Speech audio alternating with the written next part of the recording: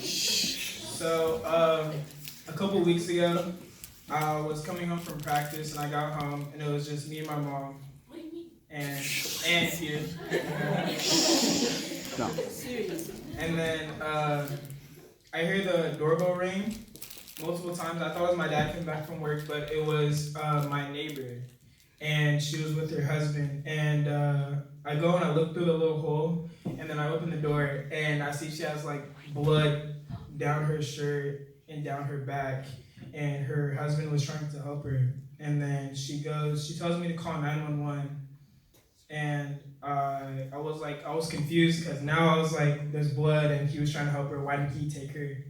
And then I opened the door and I let her in, and he ran back in the house to go get her phone. And then I locked the door, and she was telling me that her husband stabbed her in the neck.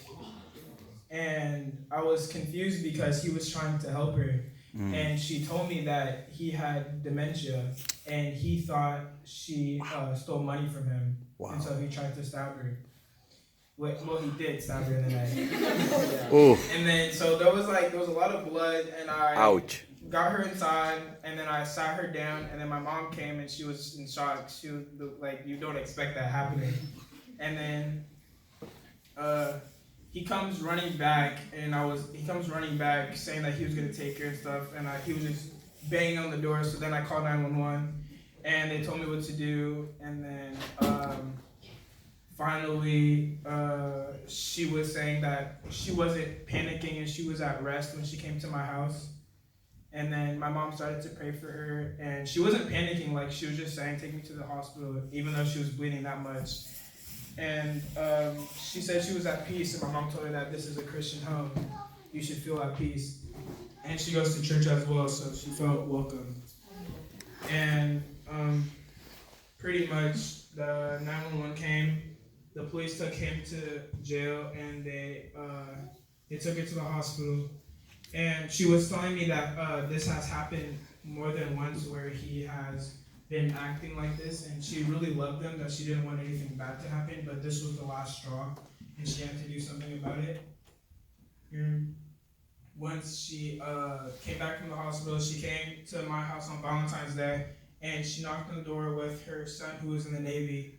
And I opened the door, and she said, thank you very much. Wow. If I didn't open the door, she said she might have died, or even Amazing. worse. So Bless your heart. So she gave me a hug, and now I know my neighbor more than I used to. Because back before any of this happened, I used to just walk into my house, seeing her, not really saying hi, just like, yeah, that's just my neighbor. But knowing that if you don't welcome your neighbor, then something bad could happen.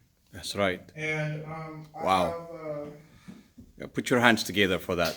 He saved life. Yeah. And someone read Luke chapter 10, verse 25 through 37.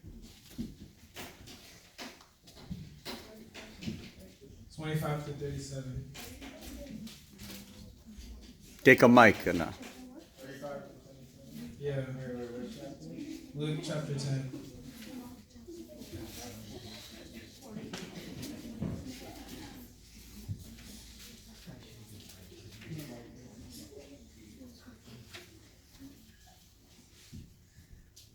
I'll read it. Alright, y'all can read it. Thank you, y'all.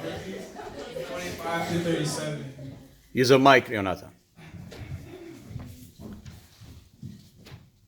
On one occasion, an expert in the law stood up to test Jesus. Teacher, he asked, what must I do to inherit eternal life? What is written in the law? He replied, how do you read it?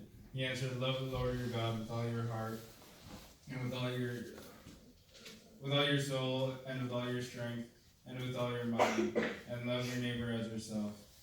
You have answered correctly, Jesus replied. Do this and you will live. But he wanted to justify himself, so he asked Jesus, and who is my neighbor? In reply, Jesus said, a man was going down from Jerusalem to Jericho when he was attacked by robbers. They stripped him of his clothes, beat him, and went away, leaving him half dead. A priest happened to be going down the same road, and when he saw the man, he passed by on the other side. So too a Levite, when he came to the place and saw him, passed by on the other side. But a Samaritan, as he traveled, came where the man was. When he saw him, he took pity on him. He went to him and bandaged his wounds, pouring on oil and wine. Then he put the man on his own donkey, brought him to an inn, and took care of him. The next day he took out 2 denarii and gave them to the innkeeper. Look after him, he said, and when I return, I will reimburse you for any extra expense you may have.